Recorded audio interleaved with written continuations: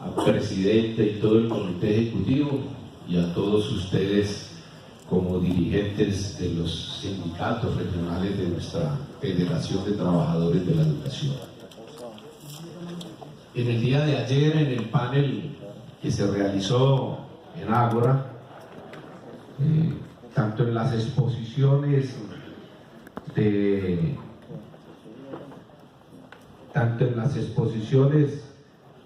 del doctor Navarro, el doctor Robledo, el doctor Petro, Wilson y Jaime Caicedo, en general hicieron mucha alusión a la situación internacional y a la situación nacional, pero también a lo que tiene que ver sobre el quehacer, y en especial de nosotros los trabajadores frente a esta realidad nacional.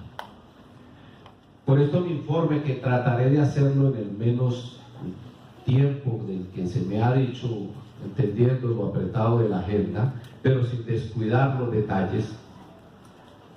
Igualmente, entonces, voy a ubicar una serie de componentes sobre la situación internacional que me parece que son fundamentales para la comprensión de cómo eso deriva entonces en el segundo aspecto de mi informe, que es el de la situación nacional, para pasar luego a cómo pensamos en la CUD el tema de desarrollar este tema de la oposición, este tema de la movilización y este tema de la confrontación, en concordancia en general con los problemas que los distintos sectores del mundo del trabajo, de la producción nacional y en general de quienes estamos descontentos con este estado de cosas debemos hacer. Y remataría con el llamamiento que es obligatorio a la unidad para precisamente poder ser mucho más efectivos en estas respuestas. Adicional a lo que ustedes escucharon ayer sobre la situación internacional, quiero mencionar un elemento que es fundamental para comprender los fenómenos que se están presentando. Y ese elemento fundamental de la comprensión tiene que ver con el hecho de que lo que estamos cruzando en este momento en el mundo es un fenómeno de sobreproducción capitalista. Una crisis de sobreproducción capitalista que está llevando al capitalismo y al imperialismo a tener serias dificultades.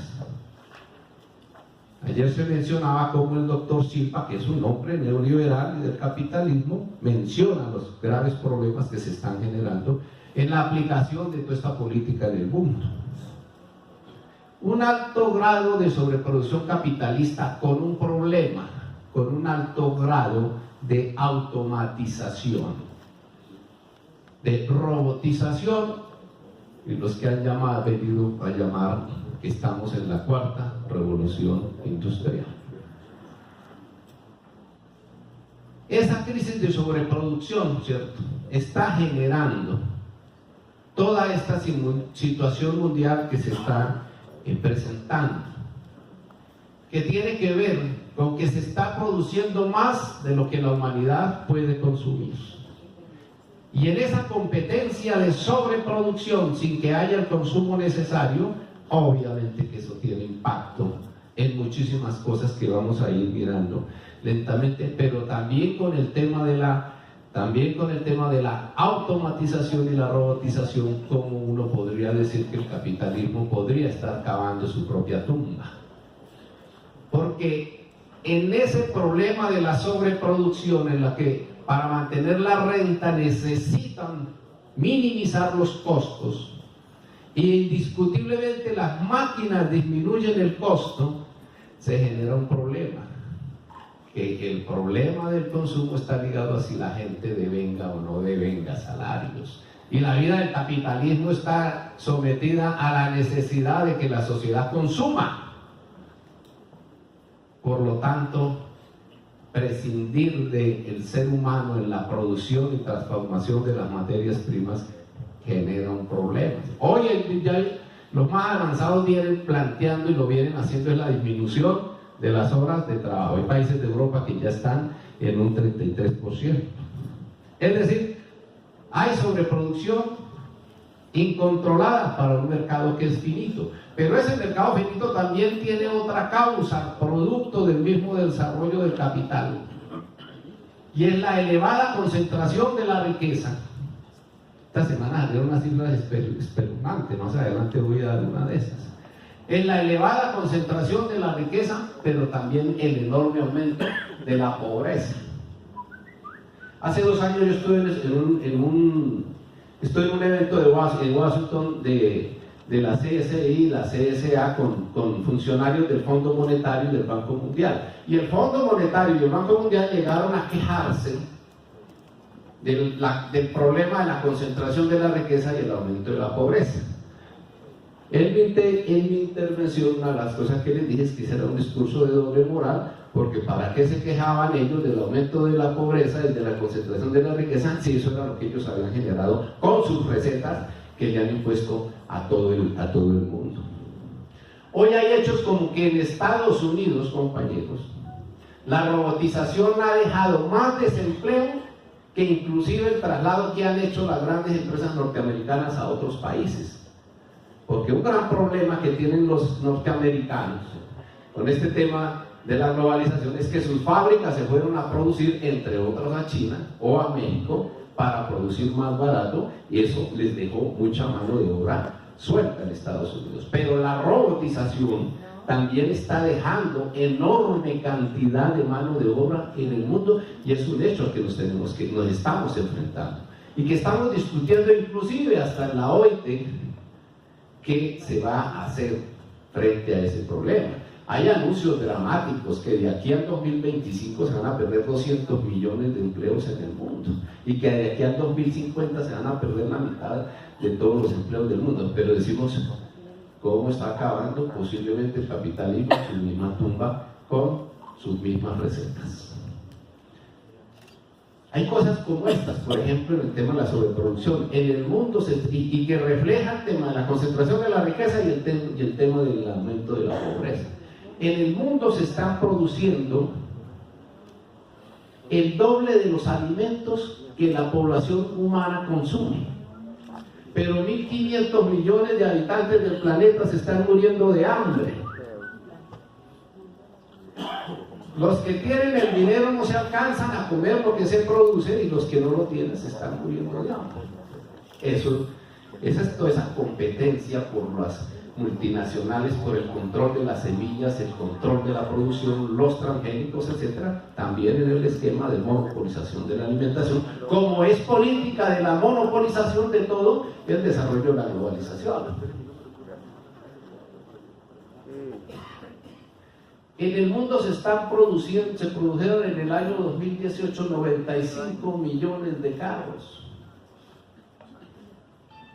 Hay montones de carros amontonados en todos estos países productores porque no tienen quien los compre.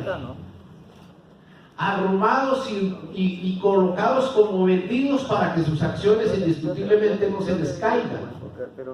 De esos 95 millones de autos, el 40% se produce en Asia, y ojo, los chinos producen la mitad de los que se producen en Asia. China está produciendo hoy 20 millones de autos. Pasó hace tiempo a los Estados Unidos, que tuvo durante muchos años el primer puesto en la producción automotriz. El mundo se llenó de celulares. Si hay un producto del que hoy el planeta tiene todo, indistintamente de su poder adquisitivo, son los celulares. Y entre más avanzan, y la carrera por su avance es desesperada, pero sus costos también se vuelven desesperados, ¿cierto? Y cada día está más saturado ese mercado.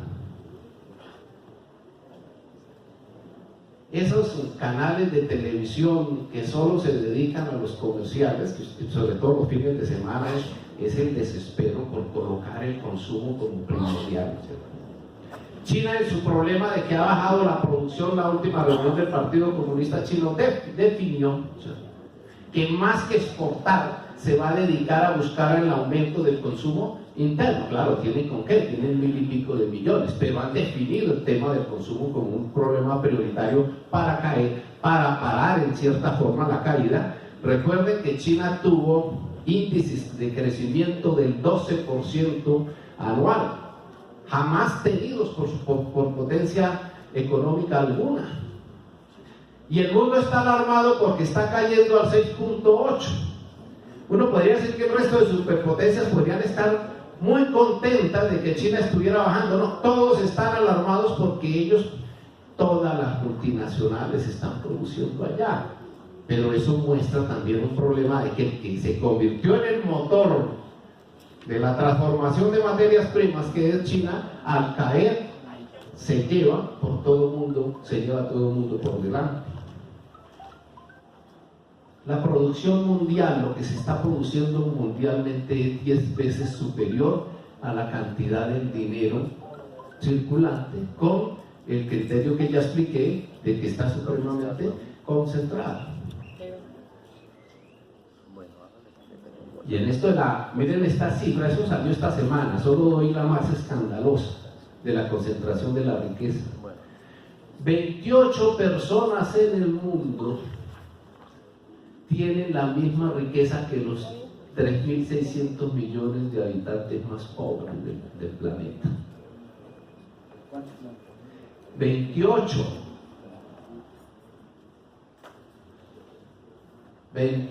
personas ricas del mundo tienen tanta fortuna como casi la mitad de los habitantes del planeta más pobre. Por eso en esta competencia por colocar su producción, esa guerra arancelaria, que como muy bien se dijo ayer, las guerras comerciales casi siempre terminan en guerras, en conflagración mundial, en guerras de verdad. La guerra arancelaria entre Estados Unidos y China es cierta y es violenta. Mire cómo da vueltas el mundo, ¿no? Cuando Trump plantea protección, no proteccionismo que debe ser, sino protección para él, la que sale a reivindicar el libre comercio, ¿quién fue? China. ¿Cierto? El Partido Comunista Chino sale a reivindicar el libre comercio como el fundamento del comercio mundial. ¿Por qué? Porque China necesita desesperadamente continuar invadiendo el mundo de productos. Y entonces viene la guerra comercial, y la guerra en el comercio, entre otras, se libra con aranceles. Por eso todos ustedes saben y conocemos que en los tratados de libre comercio, lo primero que se define, o lo primero que nos definen las potencias económicas con las que firmamos los tratados, lo primero que se define es la desgravación arancelaria de lo que producimos, ¿cierto? Para poder garantizar ellos el mercado. Los tratados de libre comercio son el instrumento fundamental de las superpotencias para colocar sus productos. Ese es el objeto fundamental de los tratados de libre comercio. La desgravación arancelaria para usted poder distribuir esa sobreproducción en los mercados. Y ellos tienen los controles aduaneros, que los de nosotros son flexibles y los de ellos son radicales. Las medidas fitosanitarias, que son las que evitan que nuestros productos agrícolas y animales puedan entrar a esos mercados. Colombia tiene 17 tratados comerciales y ni uno solo de esos tratados nos compra carne. Y está pactado que nos deben comprar. ¿Por qué no nos la compran? Por las medidas fitosanitarias. ¿A quién estamos vendiendo carne nosotros? A Rusia, que no tenemos tratado de libre comercio, a Jordania, bueno, un poco de países con los que nada.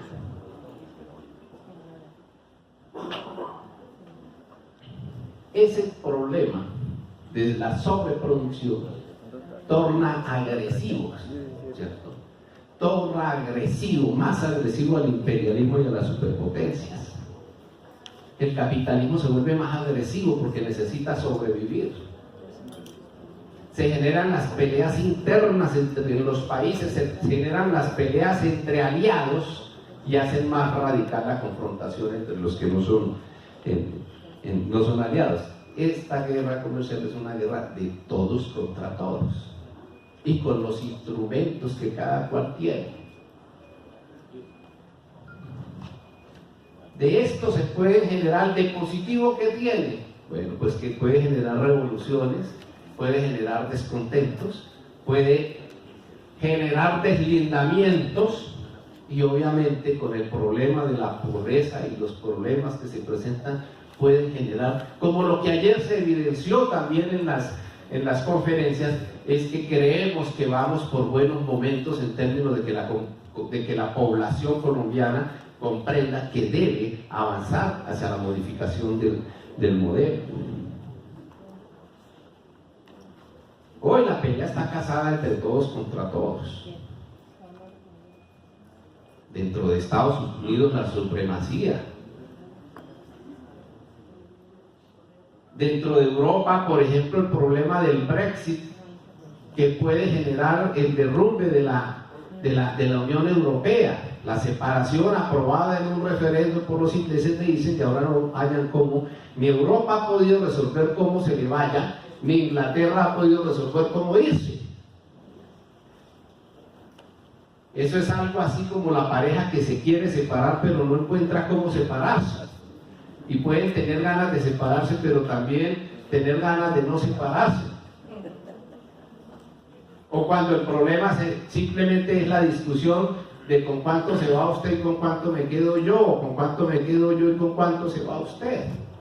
Si eso es a veces difícil entre las parejas, imagínense entre la Unión Europea y una de sus superpotencias como es Inglaterra. Entonces todo esto genera, dentro de Estados Unidos esto tiene grandes dificultades. Estados Unidos tiene problemas tan graves como este remedio. ¿Cómo es cuando te le sí, su propia medicina, cómo lo jode? ¿Sí? Víctima de su propia medicina.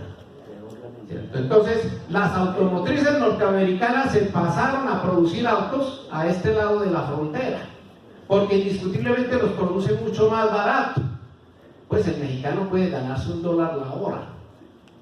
El norteamericano en la industria automotriz los salarios no bajan de $15, $20 la hora.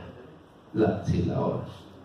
Entonces, las fábricas norteamericanas producen los autos aquí y los llevan para acá, que eso ya es una importación dentro de Estados Unidos, y ese problema de sus fábricas que se han ido a China, a Vietnam, a México, le han generado que sus mismas fábricas producen afuera, luego tienen que importarlas en Estados Unidos, y eso le ha generado a los Estados Unidos un problema en la balanza comercial violento, brutal, que afecta indiscutiblemente sus finanzas. Su medicina de globalización le termina generando un problema económico supremamente complicado. Genera problemas entre Estados Unidos y sus aliados. Estados Unidos, Trump, lo que había dicho hoy Europa es: defiéndase como pueda, pero yo a usted no le sigo metiendo plata. Busque cómo armarse más para que se defiendan, mire a ver cómo se protegen en la cosa arancelaria. Yo recuerdo ustedes que había un tratado en Salmuera entre Estados Unidos y Europa, en la cual había habido un levantamiento en Europa, sobre todo con los países pues que más claro tienen este problema, que era como de Estados Unidos cómo absorberse a Europa, pero que al final le resultaba desventajoso en esta estrategia de comercialización y de producción de mercancías. Pero en todo esto, en medio de los problemas que tiene Estados Unidos, que más adelante podemos también mirar un poco más, aparece un factor que es factor duro de confrontación en el mundo, y es la prevalencia de China, indiscutiblemente en muchos aspectos. China se ha erigido como la primera potencia mundial. Unos dan una cifra y otros que si es primero o segundo, pero el hecho es que en el tema, si bien en el tema militar nadie le quita la prevalencia a Estados Unidos, ese es otro factor a tener en cuenta en medio de la confrontación. ¿Quién tiene el poder militar? Estados Unidos solo tiene casi el armamento que tiene el resto del planeta. Tiene el poderío militar el poderío militar de los Estados Unidos es casi similar a la suma del resto de poderíos militares. Ese es un hecho principal. Pero en la discusión económica, China tiene el poderío económico.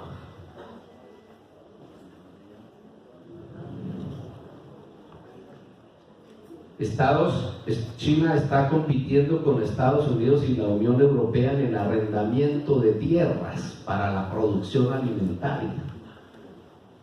¿Recuerdan el debate de los IDRES, ¿no?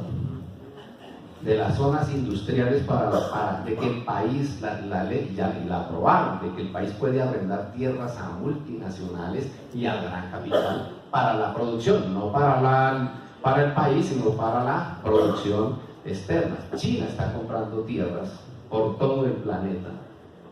En Argentina tiene 4 millones de hectáreas arrendadas.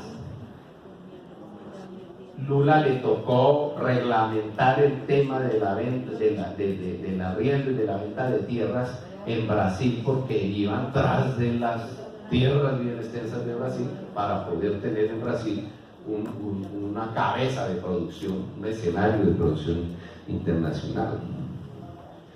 China es el principal colocador de dinero en América Latina. China tiene colocadas en América Latina más dinero que el Fondo Monetario Internacional y el Banco Mundial, más de 150.000 millones de dólares, con una diferencia. El Fondo Monetario, el dinero que tiene colocado es dinero prestado a altos intereses y con las condiciones de modelo económico. China lo que hace es inversión en infraestructura.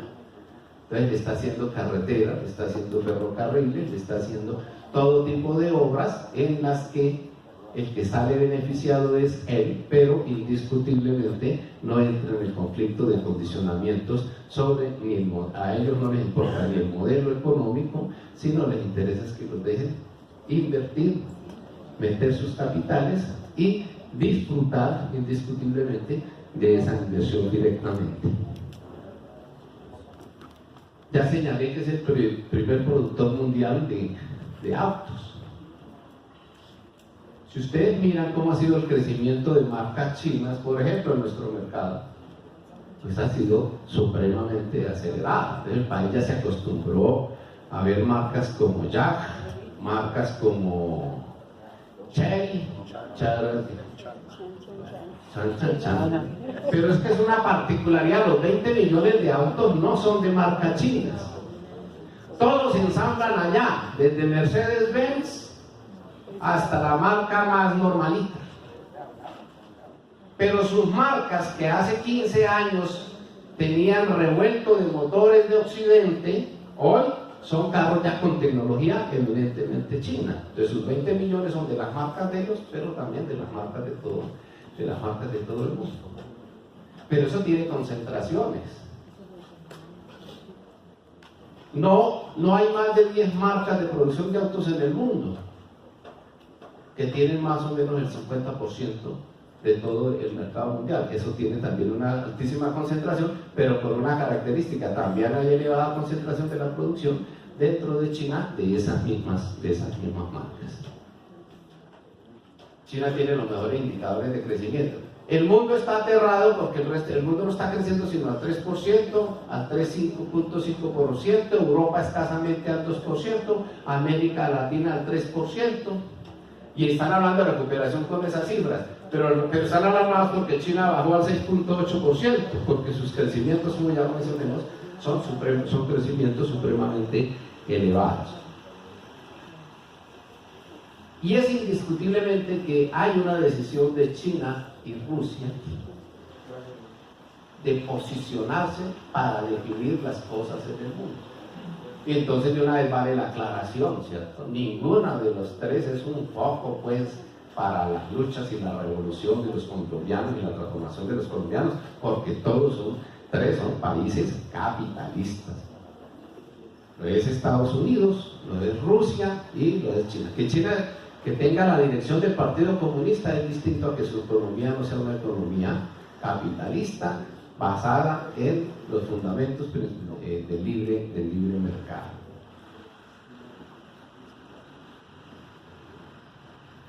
Los presupuestos, entonces, en medio de esta confrontación económica, ¿sí?, que es clave que lo tengamos claro para lo que eso influye en el país. Entonces está el tema militar. La puja militar tampoco cesa. Los presupuestos militares son absolutamente asombrosos. El presupuesto militar de los Estados Unidos, el presupuesto militar es de $500.000 millones. Usted multiplíquelo por 3.000 y entonces el presupuesto nuestro queda ridículo frente al solo presupuesto. Pero el de China es similar, el de China es nunca visto, $300.000 millones. Rusia sigue con lo que le quedó de la Unión Soviética, Rusia sigue siendo la segunda potencia militar y nuclear del planeta. Y Putin tiene la decisión de poner a jugar la Federación Rusa como otra potencia con capacidad de decidir en el mundo.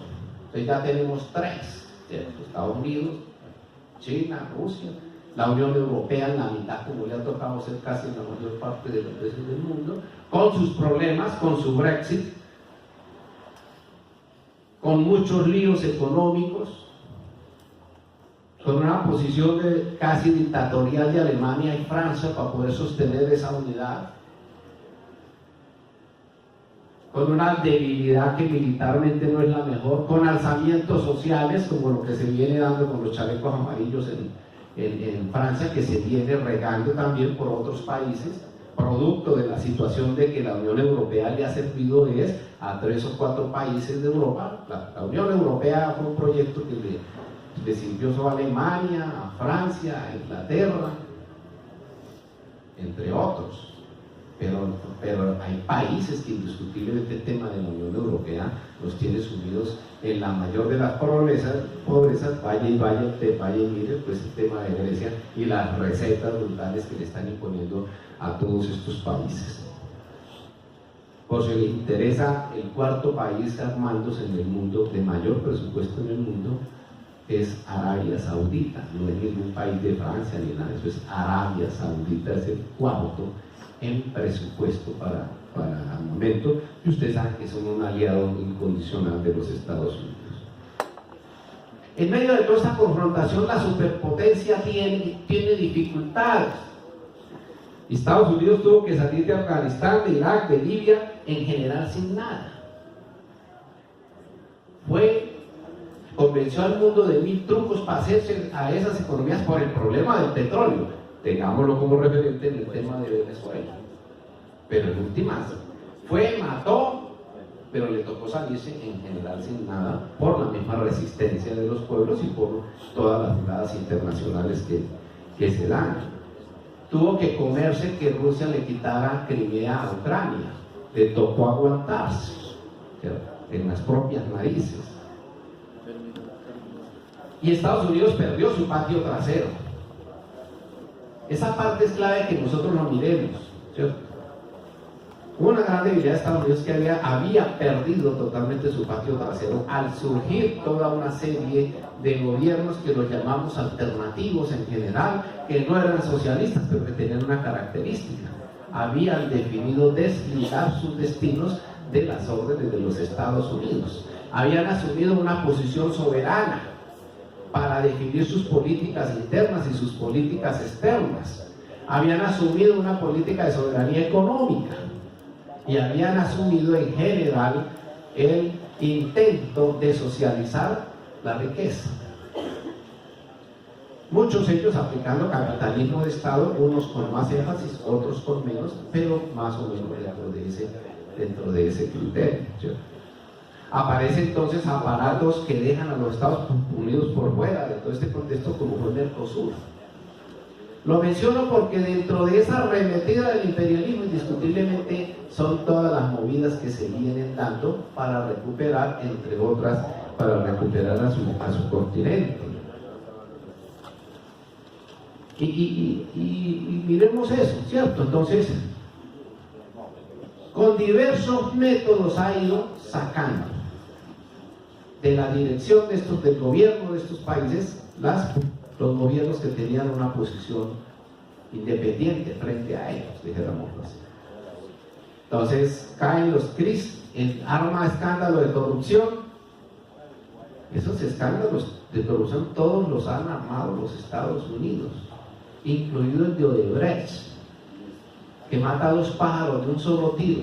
cerquita Odebrecht como una gran competidora en la construcción de obras civiles en el continente para el desarrollo o para afrontar una conflagración mundial o afrontar todos estos conflictos, es el de la deuda. 130.000 millones de dólares es la deuda que hoy tiene el país. De esos 130.000 millones de dólares, 70.000 millones son deuda pública, es decir, deuda del Estado. Usted multiplica eso por los 3.000 y entonces vamos para que la deuda nuestra se está acercando ya peligrosamente a ser la mitad del Producto Interno Bruto del país, que son más o menos 900.000 millones, 900 billones. Entonces, 130.000 dólares multiplicados por 3, pues da 390 billones.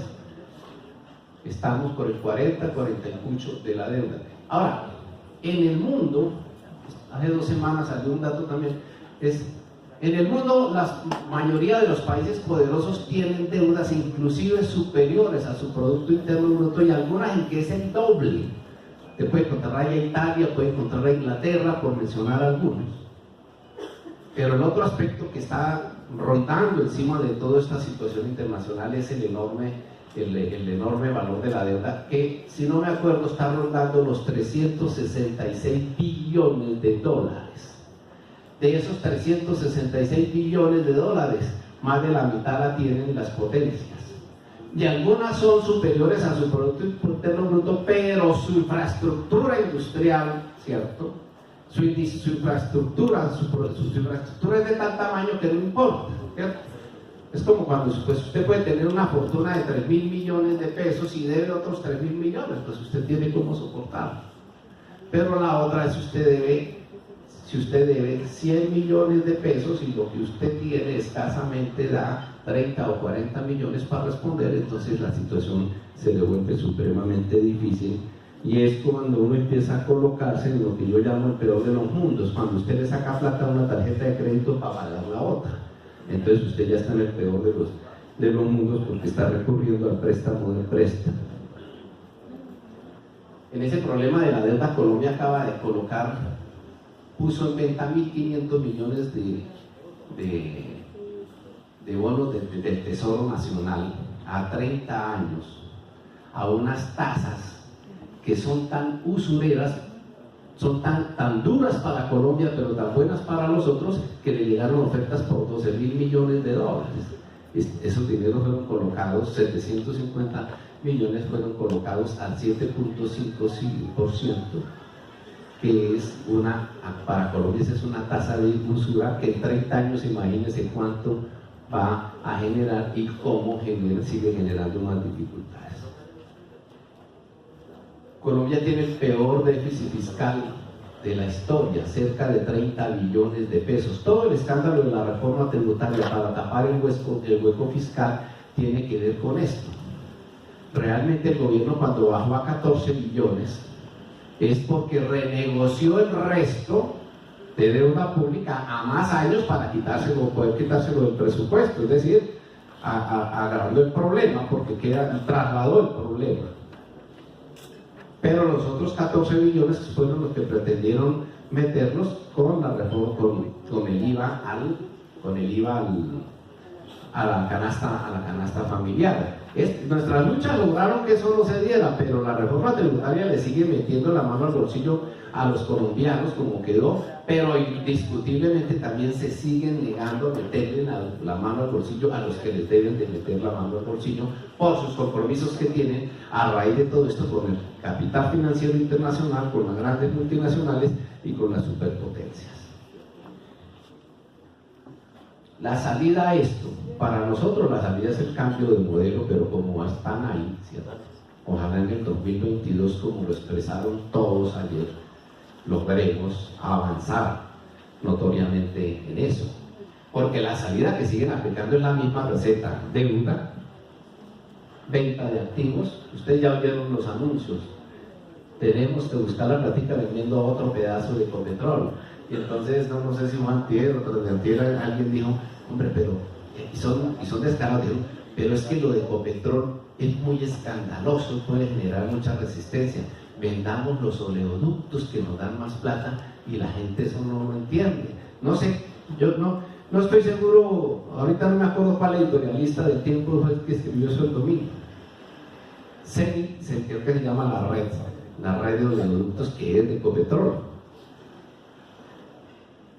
Bueno, y los privatización, las soluciones que están planteadas son deuda, venta de activos, restricción del gasto, y paro ahí para esto. Vamos a tener negociación estatal en febrero, en estas condiciones. Me cuenta Fabio y Edgar Mujica, que estuvieron en la reunión de la Comisión de Concertación, que no asistí por una invitación muy gentil de los compañeros de Nariño a su asamblea de semana. En la reunión la señora ministra, que a ratos es como que no se da cuenta, entonces soltó en la Comisión de Concertación: vamos a negociar, el gobierno está dispuesto a discutir y a negociar con ustedes, pero de una vez les dejo claro, no vamos a negociar ni un peso de incremento. Entonces me dice Edgar que uno de los asesores le pasó un papelito. Me imagino que le dijo, ¿cómo se le ocurre decir eso? Dijo, quiero aclarar que no es que queramos negociar, es que va a estar muy difícil la negociación del incremento salarial, pero eso lo sabemos. O sea, cuando yo trato de explicar todo esto es para que tengamos claro cómo es el escenario. El gobierno va a decir que no va a haber un peso, y si le arrancamos un peso nos va a tocar es peleando con toda, indiscutiblemente. En ese escenario está el plan de desarrollo. Entiendo que ayer hubo una exposición también sobre Nelson, sobre el plan de desarrollo, ¿no es cierto? Creo que es cierto, pero unas cosas muy fundamentales.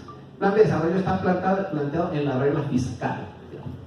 Usted solo puede gastar lo que la regla fiscal le permite, y la regla fiscal es la regulación que hizo la programa en 3 o 4 años, es la regulación con la que usted tiene que manejar el presupuesto, pase lo que pase, y en la cual, si usted necesite más, no puede pasarse de ahí.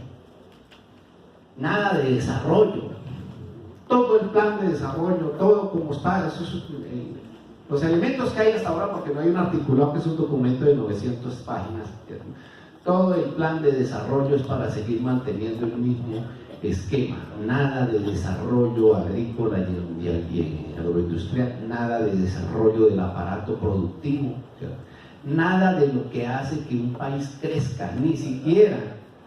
Ustedes nos oyeron ese debate, hicimos mucha precisión en el debate del salario mínimo. Este país sin alza de salarios no tiene ninguna posibilidad de reactivación económica, porque un elemento fundamental para la reactivación económica es el consumo, y el consumo tiene nombre: poder adquisitivo. Y poder adquisitivo tiene nombre: dinero. Ese fue el debate para el salario mínimo. Ni una palabra chillona de que eso no alcanzaba para nada, era cómo es el tema de los salarios frente al problema de la reactivación económica. Nada de eso.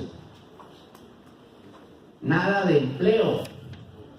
Toda la formulación del plan de desarrollo para el empleo es lo de los emprendedores. Hacerle creer a la gente que todos se pueden volver igual que los muchachos que crearon Rappi, ¿cierto? Que les fue bien y se volvieron ricos, pero ya Rappi de ellos no tiene nada, porque eso lo que fue capital extranjero, y Rappi ya está en manos del capital extranjero. Pero es hacerle creer a los colombianos de que el empleo no es sobre la base, ¿cierto?, de una agricultura avanzada que tenga millones de gentes trabajando en el campo y en la transformación de las materias agrícolas, y una gran cantidad de colombianos trabajando en la industria, transformando las materias primas, sino que es el emprendedurismo. Ahí están planteados los empleos. Y sobre esa base está planteada la fórmula del pago por horas. Y nada de lo que se define para lo general podemos considerar que el magisterio esté blindado.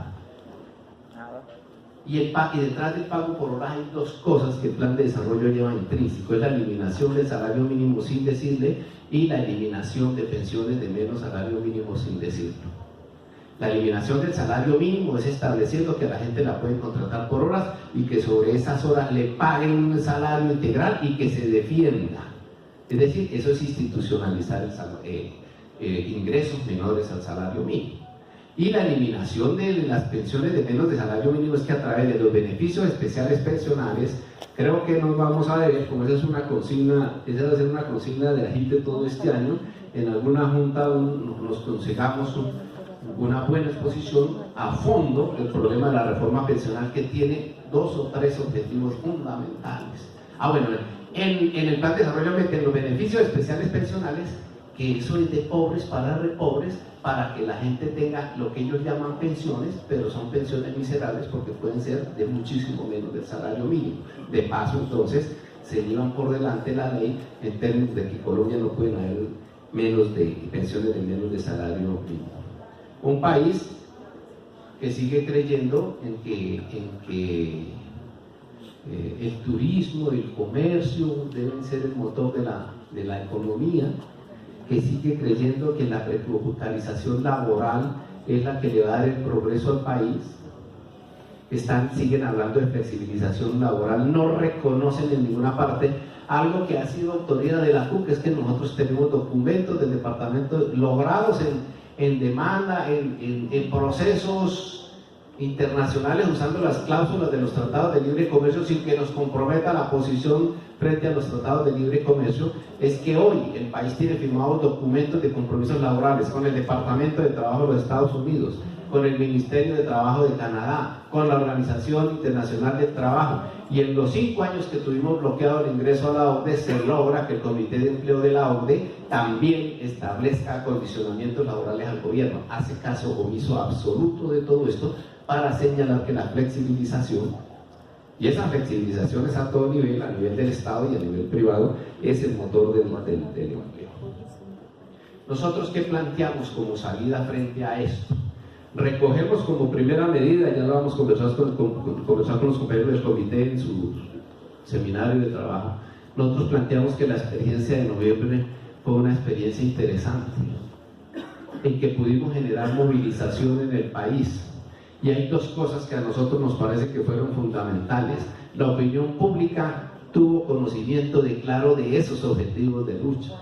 Sabía que la movilización que estábamos haciendo en noviembre era en apoyo a los estudiantes, profesores y trabajadores de las universidades, y sabía que era contra la reforma tributaria. Con esos 2 elementos trazamos también un plan de movilización seguida. Creo que nunca lo habíamos hecho, con excepción de FECODE cuando tiene su agitación de paro. En general, primero tratamos de reavivar el Comando Nacional Unitario, ahorita hablo algo de eso. Segundo, convocamos organizaciones sociales para que se sumaran a eso, con las que tradicionalmente nos movemos. Tercero, discutimos con la bancada alternativa todo este ejercicio para que fuera acompañado, y yo creo, Nelson, que al final nos fue bien. Nos fue bien porque los estudiantes lograron unos acuerdos muy importantes, y 2, si bien la reforma tributaria sale con el espíritu general que tiene el gobierno, que tiene Carrasquilla, indiscutiblemente, por lo menos el tema, influimos notoriamente para que el tema del IVA, la canasta familiar, no fuera introducido en la reforma tributaria como el gobierno lo pretendía. Nosotros lo que planteamos en ese sentido es, y vamos, los compañeros que por cercanía o lo que sea, o lejanía que puedan estar, nos gustaría, entre otras cosas, el comité ejecutivo para el 10, tenemos las 9 y 10, vamos a hacer aquí en Bogotá la reunión nacional, la reunión de organizaciones sociales y políticas para trazar el plan de acción hacia este primer semestre. Estamos pensando en eso. Indiscutiblemente las decisiones que ustedes tomen en términos de movilización van a contribuir a la formación de esa agenda. Nosotros, muchos compañeros estaban planteando que hiciésemos un gran pliego. Lo que hemos dicho, si hacemos un pliego, nos va a salir un pliego de 150 puntos y nunca le vamos a poder explicar a los colombianos qué es lo que queremos.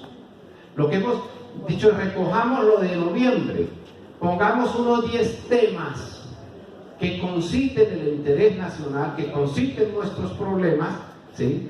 Pero que faciliten el ejercicio mediático que hoy es muy amplio, y a esos 10 temas coloquémosle un paquete de movilizaciones de aquí a junio, buscando que ojalá cuando lleguemos a mayo o junio tengamos las mejores condiciones para hacer el paro nacional. Y hemos mirado algunos temas, esto no está definido, es para la discusión, pero creemos que en el Plan Nacional de Desarrollo, primero yo digo, en el Plan Nacional de Desarrollo están metidos todos los problemas, prácticamente, pero debe estar el tema de los trabajadores estatales. ¿Por qué? Porque vamos a estar en negociación. Debe estar el cumplimiento de los acuerdos en general de todos los sectores, entre ellos el cumplimiento de los acuerdos logrados por los estudiantes, pero hay acuerdos de FECODE que no se han cumplido, de los agricultores, todo lo que Santos había que hacer dos paros para que firmara y 4 para que cumpla, ahí están planteados.